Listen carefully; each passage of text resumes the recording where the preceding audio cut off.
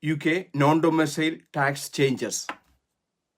The UK government has announced significant change to the non-domicile tax regime, set to take effect from April 2025. These reforms are part of an effort to modernize the system, and they represent a shift towards residence-based tax regime. What are the key changes? Number one, abolition of the remittance basis. The current system allowing non-domicile to pay tax only on UK income and remitted foreign income will be replaced from April 2025.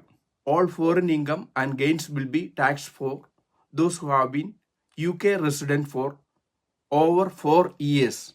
Number two, new arrival relief. New arrival relief to the UK will be eligible for 4-year relief on foreign income and gains, provided they were not UK resident in the previous 10 years. After the 4-year period, foreign income will be taxed as per standard UK rules.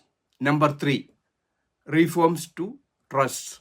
The protection for settler interested trust, which currently shield foreign income and gains from UK taxes, will be abolished. These changes will mainly affect those who use offshore trust as a tax planning tool. Number four, transitional provision. Non-domicile who lose access to the remittance base may benefit from temporary 12% tax window to repatriate foreign income and gains at a lower rate. Moreover, capital gain tax on foreign asset can be rebased, offering some relief. Number five, inheritance tax. The UK will also transition to a residence-based inheritance tax system. After 10 years of residence, global assets may become subject to UK inheritance tax, with further details still being discussed.